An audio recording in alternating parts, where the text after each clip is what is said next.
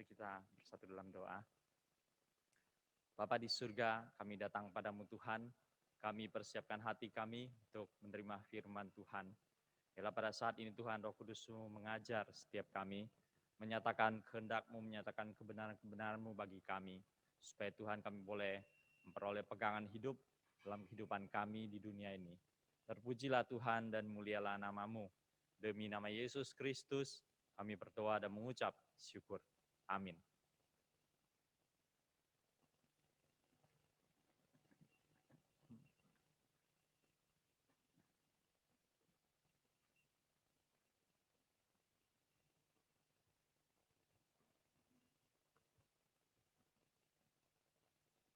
Ya, selamat pagi Bapak Ibu, saudara-saudara sekalian.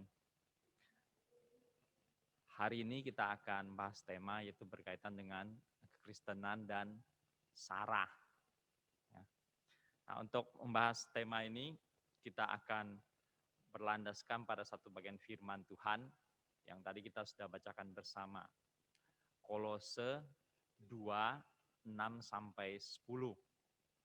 Nah, perikop ini kalau dibaca penuh masih ada ayat-ayat selanjutnya. Ya. Cuma saya batasi di sana aja. Kolose 2 ayat 6-10.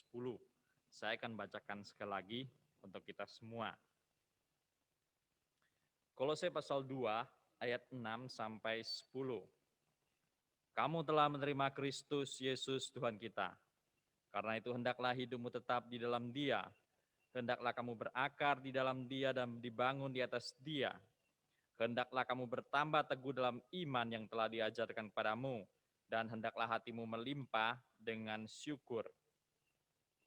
Hati-hatilah supaya jangan ada yang menawan kamu dengan filsafat yang kosong dan palsu, menurut ajaran turun-temurun dan roh-roh dunia, tetapi tidak menurut Kristus. Sebab dalam Dialah berdiam secara jasmania seluruh kepenuhan kealahan. Dan kamu telah dipenuhi di dalam Dia. Dialah kepala semua pemerintah dan penguasa. Ya, demikian pembacaan firman Tuhan. Nah, Bapak Ibu saudara-saudara sekalian, ayat 6 dan 7 ya, itu yang paling sering orang akan merenungkannya. Ya. Di antara orang-orang Kristen, kebanyakan sih paling senang di ayat 6 dan 7. Ya. Kamu telah menerima Yesus Kristus Tuhan kita, karena itu hendaklah hidupmu tetap di dalam Dia. Hendaklah kamu berakar, bertumbuh di dalam Dia, penuh dengan ucapan syukur. Jadi kita bukan hanya percaya pada Kristus, ya, tapi harus hidup dalam Dia dan bertumbuh di dalam Dia. Jadi bukan hanya percaya pada Kristus, tapi harus hidup dan bertumbuh di dalam Dia. Ya. Jadi jangan berhenti di batas percaya, tapi hidup dan bertumbuh. Itu adalah kelanjutan dari perjalanan iman kita masing-masing. Dan itu dijalani sepanjang hayat. Nah, terus di dalam ayat 6 dan 7 ini, secara khusus, tiba-tiba di situ sebagian orang melihat kok muncul kata ucapan syukur. Ya. Hendaklah hidupmu melimpah dengan syukur. Ya. Melimpah dengan syukur. Jadi bukan hanya telah percaya pada Kristus, hidup dan bertumbuh dalam Kristus, tapi juga hidup kita penuh dengan syukur.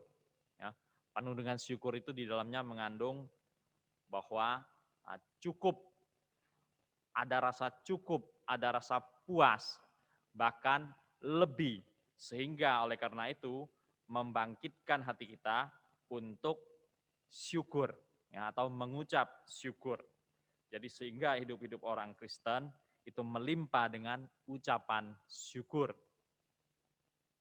Lalu ayat 8. Ya. Ayat 8 itu satu bagian yang khusus di tengah-tengah bagian ini. Ya. Karena ayat 9 dan 10 nanti balik lagi kepada Kristus. Ya. Balik lagi kepada Kristus. Nah, di ayat 8 di situ memberikan satu perintah yang negatif. Hati-hatilah supaya jangan ada yang menawan kamu dengan filsafat yang kosong dan palsu menurut ajaran turun-temurun dan roh-roh dunia tapi tidak menurut Kristus. Ya. Satu perintah yang negatif, ya, perintah dalam bentuk negatif. Kita harus berhati-hati. Apa berhati-hati? Supaya jangan ditawan. Ya. Jangan ditawan. Lalu ketika kita lanjut ke ayat 9 dan 10, maka di situ kita balik lagi seperti ayat 6 dan 7. Sebab di dalam dialah berdiam secara jasmania seluruh kepenuhan kealahan. Di dalam Kristus berdiam secara jasmania seluruh kepenuhan kealahan. Jadi di dalam Kristus kita sudah bisa mengenal kealahan. Bahkan dikatakan penuh, ya, secara jasmania penuh. Ya. Dialah kepala semua pemerintah dan penguasa. Ya, di sini juga bicara soal dunia maupun alam roh. Ya, dunia dan alam roh. Nah, kita kembali lagi ke ayat 8 tadi. Jangan ada yang menawan kamu dengan filsafat yang kosong dan palsu menurut ajaran turun-temurun dan roh-roh dunia tapi tidak menurut Kristus. Secara umum jemaat di Kolose merupakan orang-orang non-Yahudi, orang-orang dari berbagai-bagai macam bangsa. Ya. Kalaupun ada orang Yahudi di situ, orang Yahudi yang jemaat di Kolose ini sedikit sekali, ya, sedikit sekali. Jadi mayoritas mereka adalah orang-orang dari berbagai-bagai suku bangsa.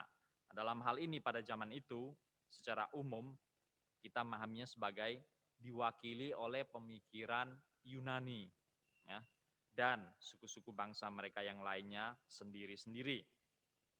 Nah, di dalam pemikiran Yunani ada semacam kosmologi di mana mereka memandang alam semesta ini, ya, alam semesta dan segala isinya itu terbentuk dari 4 hal aja yang menyusunnya, ya, yaitu api, tanah, air, dan udara. Ya, ini kosmologi cara berpikir Yunani. Segala sesuatu di semesta raya ini beserta segala isinya itu disusun dibentuk oleh 4 elemen. Api, tanah, udara, air. Ya. Dan secara umum saya yakin kita melihat hal ini juga bisa mengertinya. Ya. Sementara berbagai suku bangsa yang lain punya konsep kosmologi yang berbeda lagi. Ya. Orang China kosmologinya tersusun atas 5 elemen. Ya. 4 elemen itu ada, tambah lagi 1 elemen yang lain lagi. Nah, Bapak Ibu saudara-saudaraku sekalian, jadi kita hidup di tengah-tengah dunia ini, kita pasti tidak terlepas daripada lingkungan sekitar. Dan oleh karena itu kita gampang sekali tertawan, ya, ditawan oleh filsafat yang kosong dan palsu menurut ajaran turun-temurun dan roh-roh dunia, tapi tidak menurut Kristus. Semua orang hidup dalam dunia ini, dia punya keterkaitan sedikit banyak dengan lingkungan sekitarnya. Semua orang ketika dia lahir, dia akan lahir dalam satu bangsa tertentu atau satu kerajaan tertentu. Setiap orang ketika lahir, dia akan lahir dalam satu suku tertentu, termasuk juga kadang dengan bahasa sukunya. Nah, setiap orang ketika lahir di dunia ini, dia akan lahir dalam iman percaya tertentu, ya, atau agama tertentu, entah dalam sukunya ataupun yang lebih luas dari itu. Nah, itu yang paling mendasar yang akan menyertai kita dari kecil. Ya. Dan tidak ada orang dari kecil itu yang lahir dia katakan tidak ada apa-apa yang mempengaruhi. Ya. Kalau dia sampai berkata seperti itu hanya upaya mengingkari. Ya. Karena ada sebagian orang dia menjadi minder dengan suku bangsanya. Ya. Ada juga sebagian orang menjadi arogan dengan suku bangsanya. Dan kita tahu bahwa dua-dua sikap itu adalah hal yang salah. Ya, hal yang salah. Sehebat-hebatnya engkau lahir dibesarkan dalam tempat itu, suku bangsa itu, engkau tidak boleh menjadi arogan. Serendah-rendahnya engkau lahir dalam kelompok itu, suku bangsa itu, engkau juga tidak boleh menjadi minder. Ya. Kalau secara pandangan dunia secara umum itu hal yang wajar, baik minder maupun arogan. Tetapi oleh karena ada ayat 6 dan 7 dan 9 dan 10, oleh karena kita telah berada di dalam Kristus, itu yang akan menolong kita mengatasi minder maupun arogan. Ya. Jadi itu adalah kenyataan yang kita tidak bisa tolak. Ya. Karena kita lahir besar di mana, itu kita harus terima kenyataan seperti itu. Entah engkau suka, entah engkau tidak suka. Ya. Kalau kamu lahir sebagai seorang India, entah kamu suka tidak suka, kamu harus terima. Kamu lahir sebagai seorang Dayak, ya kamu harus terima, entah kamu suka atau tidak suka. Ya. Kamu lahir sebagai seorang Jawa, kamu juga harus terima, entah kamu suka atau suka. Dan jangan pernah berpikir, saya tidak pengen jadi orang Dayak, saya pengen jadi orang Jerman aja. Ya. Itu omong kosong. Ya. Mimpi di siang bolong. Ya. Sebaliknya juga, kalau lahir sebagai seorang Batak, seorang Jawa, jangan berpikir juga, saya pengen jadi orang Yahudi aja. Ya. Ya. Tidak ada seperti itu. Ya. Mimpi di siang bolong. Ya. Engkau suka atau tidak suka, ya kita terima. Memang kenyataannya seperti itu kita. Ya. Dan pasti kalau kita mau berpikir secara luas, dalam penciptaan Allah, juga dalam Kristus, ya pasti ada rancangan Allah di mana kita terlahir di dalam suku bangsa itu dan di daerah itu. Ya.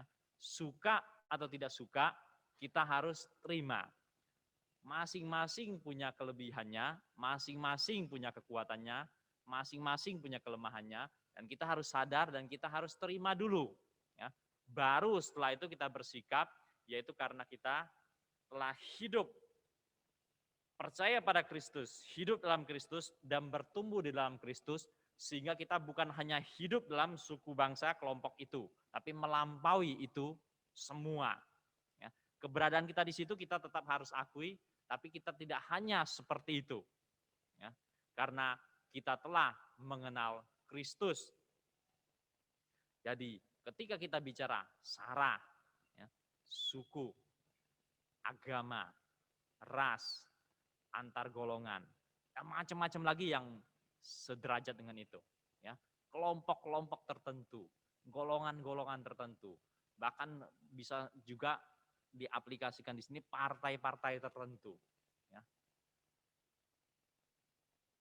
Kelompok-kelompok tertentu, partai-partai tertentu, dan bukan hanya dalam ikatan suku, bukan hanya terbatas dalam ikatan agama, bukan hanya dalam ikatan ras, bukan hanya dalam ikatan antar golongan. Ada banyak masih bisa ditambahkan yang sejajar dengan itu. Nah, kita harus akui, kita tidak bisa menjadi eksklusif di dalam semuanya itu. Ya, suku, agama, ras, antar golongan. Di mana semuanya itu punya kelebihan, punya kekurangannya. Dan suka atau tidak suka, kita harus belajar untuk menerimanya. Ya, termasuk engkau lahir dalam keluarga yang seperti apa, golongan ekonominya, engkau harus belajar untuk menerimanya.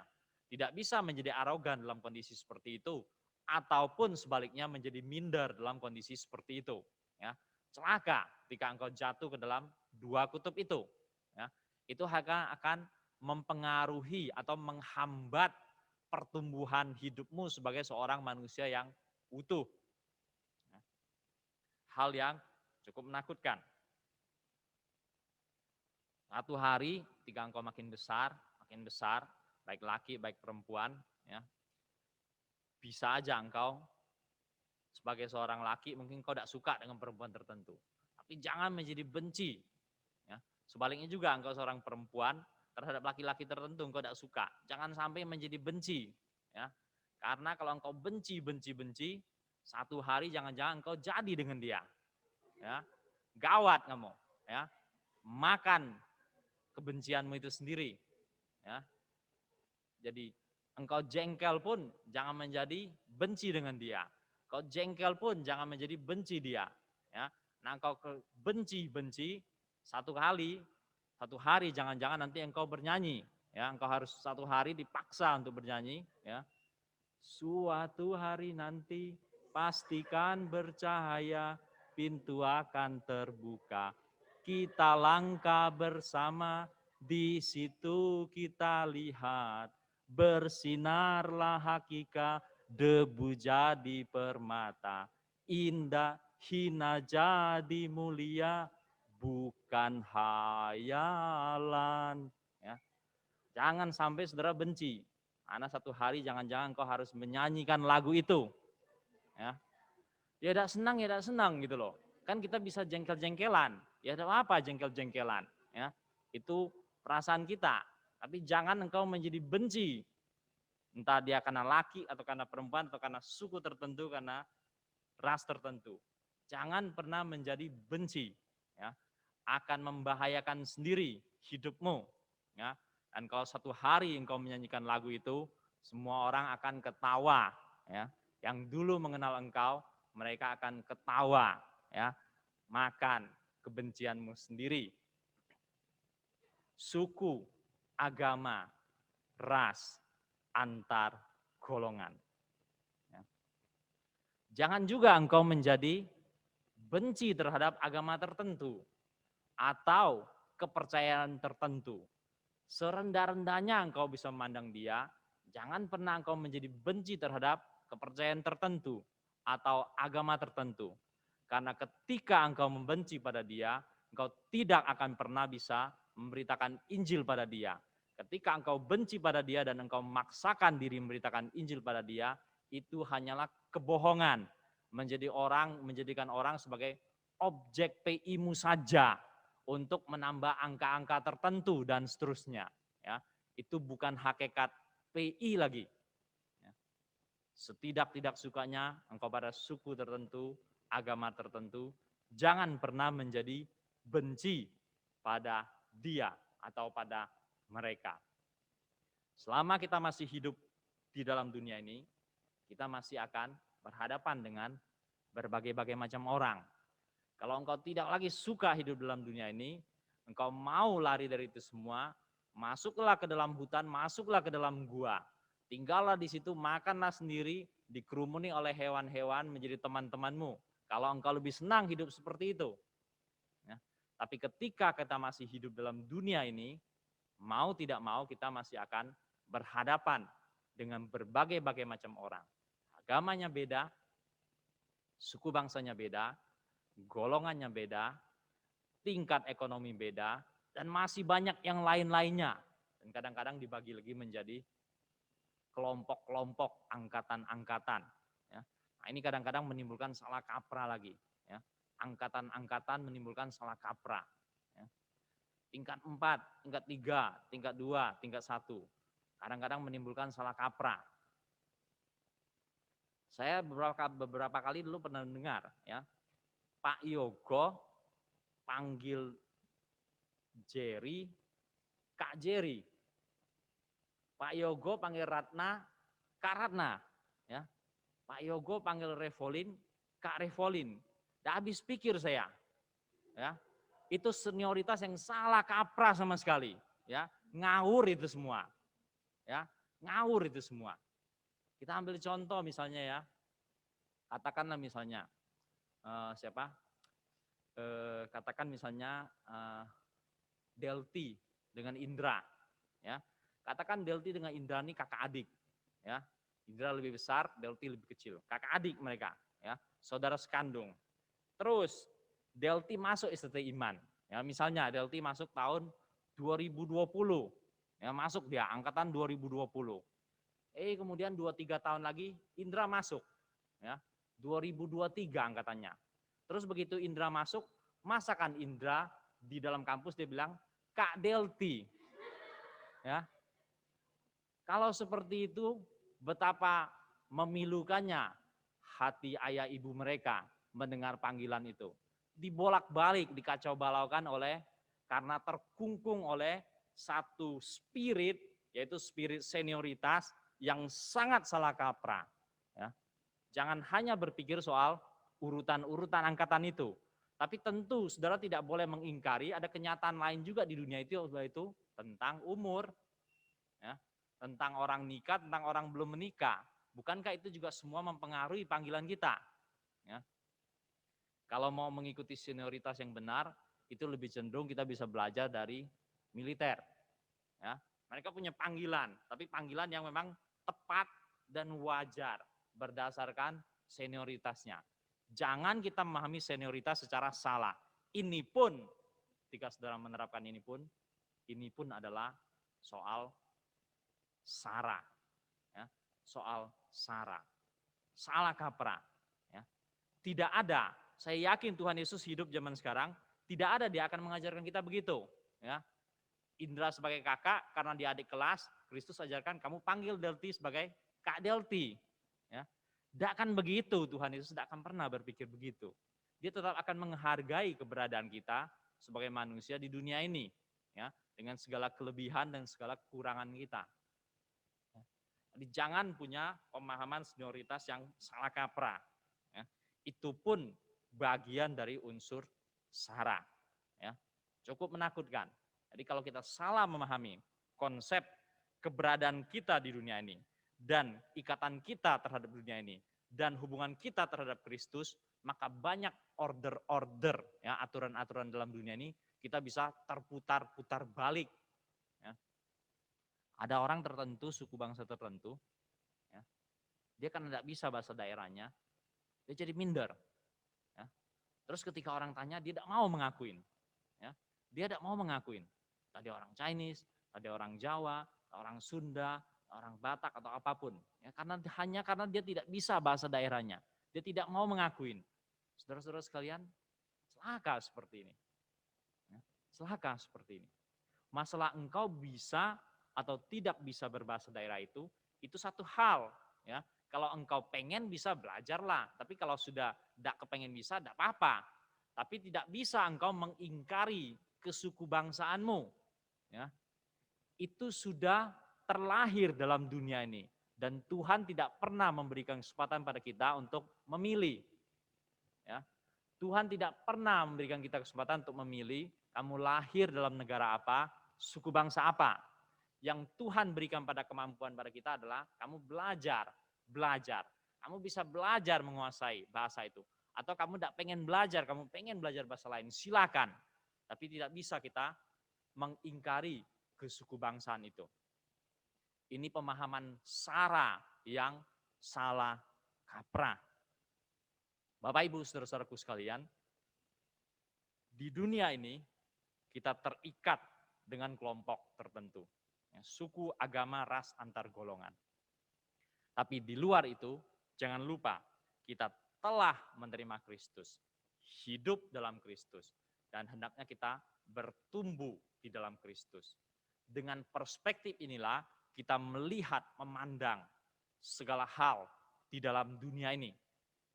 Ya. Ada hal-hal kita harus tetap mau tidak mau pertahankan. Tapi ada hal-hal di mana konsep-konsep nilai kita bisa meneranginya dengan kebenaran-kebenaran di dalam Alkitab. Biar kita senantiasa sadar akan hal ini. Suku, agama, ras, antar golongan. Itu adalah kenyataan hidup yang kita harus terima. Senang atau tidak senang, itu kenyataan hidup yang kita harus terima. Dan biarlah tengah-tengah penerimaan itu, kita bisa mengembangkan diri kita masing-masing. Dengan akal budi yang Tuhan berikan, dengan kelahiran baru, kita bisa menjadi manusia yang tidak hanya diam di situ, tapi bertumbuh, berkembang, terus bertumbuh dan berkembang. Ketika saya akan pulang dari sekolah ambil S3 di Nanjing, ya, tahun 2014. Nah, waktu itu di sana di media sosial ada beredar satu cerita, yang baru terjadi ya di awal-awal tahun 2014 itu. Nah, dikatakan bahwa tahun 2014 itu ada seorang anak SMP, ya, anak SMP dia tinggal di asrama, ya, asrama sekolah. Sebagian memang anak SMP SMA sana mereka tinggal di asrama sekolah, ya, karena mungkin desanya hanya ada SD, ya, jadi SMP dan SMA-nya agak jauh sedikit dari rumahnya. Oleh karena itu maka mereka tinggal dalam asrama. Nah, satu hari dikatakan anak SMP ini hilang dari asrama. Teman-temannya bingung, ya, hilang dia dari asrama, tidak tahu kemana. Gurunya di sekolah juga bingung, tidak tahu kemana. Ya. Lalu diperiksa di asramanya. Nyata di asramanya temu selembar surat. Ya, temu selembar surat. Nah, ternyata anak itu nulis. Ya, lalu diberikan surat ini pada orang tuanya. Jadi anak ini rupanya hidup di desa, hidup bersama neneknya. Ayah ibunya bekerja ke kota, ya, bekerja kota. Mereka punya ladang di desanya, tapi ladang itu kan tidak sepanjang tahun, tidak sepanjang hari sibuk. Ya. Setelah ditanam, setelah bertumbuh cukup baik, mereka bisa tinggal menggunakan waktu lain, ya, mengadu nasib ke kota, kerja di kota cari nafkah. Ya. Jadi dia tinggal dengan neneknya di desa, dan karena sudah SMP, tinggal dalam asrama. Ya. Seminggu sekali bisa pulang. Jadi anak ini ternyata lari dari sekolahnya, melarikan diri dari asramanya. Terus di dalam surat itu ditulis, ya, dia tulis begini kira-kira isinya. Dalam kelahiran mendatang, saya tidak mau lagi dilahirkan dalam sebuah keluarga yang miskin. Ya, dia tulis seperti itu. Dalam kelahiran yang mendatang, saya tidak mau lagi lahir dalam sebuah keluarga yang miskin. Ya. Nah, ini ada sedikit pemahaman cara berpikir Buddha di dalamnya. Ya, ada kelahiran mendatang. Jadi menurut dia, nanti kalau dia reinkarnasi lagi, dia tidak mau lahir dalam sebuah keluarga yang miskin. Ya. Dalam suratnya seperti itu. Nah, ini beredar di media sosial. Ya, cerita ini beredar. Ya, saya baca gitu. Kok ada seperti ini? Ya. Satu pihak kita bacanya sedih, ya, tapi lain pihak juga ada unsur jengkel, ya, jengkel. Kenapa ada orang seperti ini? Ya, saya berpikir seandainya ya pada waktu itu, ya, saya punya kesempatan temu dengan anak itu, ya, saya akan panggil dia, ajak bicara dan marahin dia. Ya, tidak ada kamu bisa pilih-pilih. Ya, kamu lahir di mana, tidak ada kamu bisa pilih-pilih. Ya. Dan kalau kamu percaya reinkarnasi, kamu lahir lagi mendatang, itu juga tidak ada bisa pilih-pilih. Ya. Termasuk kamu pegang teguh dalam karma reinkarnasi, kamu juga tidak bisa pilih-pilih. Ya. Itu berdasarkan karmamu. Kalau saya punya kesempatan bertemu, saya akan bicara dengan dia seperti itu. Kamu hanya bisa terima keadaan itu. Kamu lahir besar di mana, dalam keluarga seperti apa, suku bangsa seperti apa, ekonominya kuat atau lemah, kamu hanya bisa terima. Dan setelah itu kamu masih bisa diberikan kesempatan dalam hidup ini berjuang, ya, bekerja keras, keluar dalam kondisi seperti itu. Tapi kondisi seperti itu engkau harus terima. Tidak bisa engkau melarikan diri, tidak bisa engkau mengingkarinya, tidak bisa engkau bohongin semua orang, percuma. Walaupun mungkin anak itu di SMP-nya, mungkin diejek-ejek orang, dihina-hina oleh temannya. Ya. Tapi itu pun dia harus terima dulu. Ya. Mestinya dia juga tidak perlu menjadi minder atau menjadi rendah diri. Ya. Karena itu satu kenyataan hidup yang semua orang akan alamin. Lahir dalam suku, agama, ras, golongan seperti apapun, kita akan lahir dalam kondisi yang kita tidak pernah bisa pilih. Dan kita hanya bisa menerima, dan kita karena dalam Kristus kita bertumbuh, dan sebagai seorang manusia kita bekerja keras, berjuang untuk mengatasi semuanya itu. Jadi biarlah pada hari ini kita memahami suku, agama, ras, antar golongan secara benar. Kita terima kenyataan itu. Tapi jangan lupa kita di dalam Kristus, kita telah di dalam Dia, bertumbuh di dalam Dia, hidup penuh dengan ucapan syukur. Dan jikalau kamu hidup bersama-sama Kristus, kalau kamu dibangkitkan bersama-sama dengan Kristus, pikirkanlah perkara-perkara yang di atas, di mana Kristus ada. Jangan seorang pun menawan engkau dengan filsafat yang kosong dan palsu, menurut ajaran turun-temurun dan roh-roh, tapi tidak menurut Kristus. Amin. Kita akan mengakhiri ibadah kita hari ini. Mari bersama-sama kita akan memanjatkan doa Bapa kami